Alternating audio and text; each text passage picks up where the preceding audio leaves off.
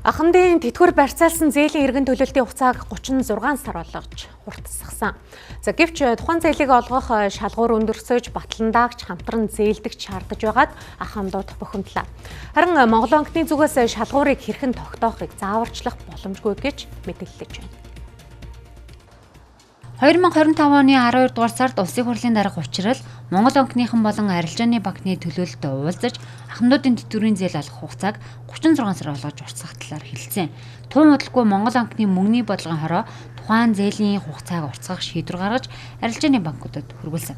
Сар гаруун дараа сар шинийн баярлахад бол Ахмадууд зээлээ нэмэх шинээр зээл авахар банк зорьсоор байна.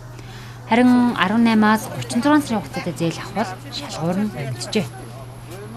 Сая 18 сараар авъя гэсэн чинь юутай хамтлагчтайгаа иргэнэ юм да тий 36 гин болохоор юу гчүүдээ нэг бас нэг юм хэлчихин лээ тий батлан даадлаа тий тэгжээд тэгээд би ч нөгөө гэр хол байдаг энд ажил байдаг болохоор нөгөө батлан дааталт нь авах бол одоо ингээл хаач штэ эн чинь тий тэгээ нэг 2 3 сар та цөөхөн авах юм бол этемээс юунаас машинаас авч бодно гэж чинь тий заавал юунд ойчрлаад авах юм байхгүй л гэж тий тийм юм байна. Та одоо жишээлбэл цагаан сараарч гэдэг юм уу? Ер нь өмнө тэтгэврийн зээл авахд танаас ингэж шаардж байсан уу? Гайгүйсэн. Нодлон бол гайгүйсэн шүү дээ. Тэ. Шууд нөгөө мессеж ирдэг утастай болохоор тэрнээс юу яагаал машинаас аваад өгчдөг байсан тий. Энэ жил бол зүгээр хамтрагчтай гэдэг байгаа юм байна тий. Нөгөө хугацааг нь уртсгасан чинь шалгуур нь нэмэгдсэн байна гэж. Тийм байна. Нэмэгдсэн байна тий. Тэр бол үнэн байна. Нийгэм даатгал төлдөг мөлдөг ажил хийдэг хүнээ заав тийм хамтрагчл авчрах юм гэсэн. Багнаас зээл хөөцөлтөд аюун хүн сурталтай байлаа шүү дээ. Тийм ийм гээд баг өдөржин явуулаад маргааш өглөө нь 2 удаа явуулж тэгээд хамгийн гол нь нөгөө нэг юу илээ нэг батлан даалт маалт гээд тэгээ хүмүүс аюун хүн сурталтай тэгээд хүүхдүүдээ баг барьцаан тавьж авч байгаа мааш. 36 сараар авъя гэсэн чи өгөхгүй л шүү дээ 36 сараар. Тэгээд нэг 32 сараар үгүй яав тэгэл авсан.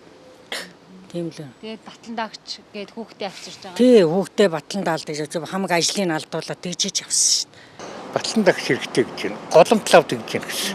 Өмнө тэгдэггүй байсан уу? Өмнө тэгдэггүй л байсан юм л гэж. Ер нь болцсон байсан чинь батлан даалч дээр үед байсан. Одоо болцсон юм шиг. Ийхүү арилжааны банкуд дотооддоо харилцаа ялгүйгээр батлан даагч эсвэл хамтран зээлдэгч шаардаж эхэллээ.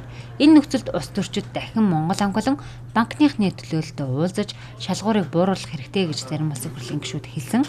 Харин Монгол банкны зүгээс энэ асуудлаар дахин улс төрчидтэй ширээний ард суух боломжгүйгээ хэлж байна. Одоо банкуд тэтгэврийн зээл олгож байгаа гол их усур нь хадгаламж эзэмшигчдийн хадгаламжийн их усур байгаа. Тэгэхээр банкны хувьд нэгдүгээр гол зорилт нь бол хадгаламж эзэмшигчдийн мөнгийг найдварт хамгаалах байгаа. Тэгэхээр энэ талаасаа банк өөрийнхөө эрсдлийг дүгнж үзээд тооцоод тэр эрсдэлтэн тохирсон хэмжээгээр хүүхэд тооцоо зээл олгож байгаа. Монгол банкны хувьд бол банкны энэ зээлийн үйл ажиллагаанд нь шууд оролцох нь хуулиар оройтой байдаг. Гэхдээ нөгөө талдаа Монгол банк зохицуулалтынхаа хүрээнд тэтгэврийн зээлийн хугацааг 36 сар болгож нэмэгдүүлэх арга хэмжээ авсан. Энэ тэгэхээр зээлийн нийт дүн өсгүйч гэсэн зээлдэгчийн хувьд бол сар төлж байгаа зээлийн төлбөрийн дүн буурах тийм эрг нөлөө үзүүлж байгаа. Уг нь бол хуулиар хүнд ямар шалгуураар хэдийн хугацаатай зээл олох нь тухайн банкны асуудал. Иймээс цаашид тэтгэвэр барьцаалсан зээлийн хугацааг хурцсахнаас өөрөөр Ахмадуудад улс төрчид Монгол банкд туслах боломжгүй харагдана. Тэгэхээр Ахмадууд банкуудын тавьж байгаа шалгуур шаардлагын дагуу материалаа бүрдүүлээд өгөхөөс өөр аргагүй төрлөө.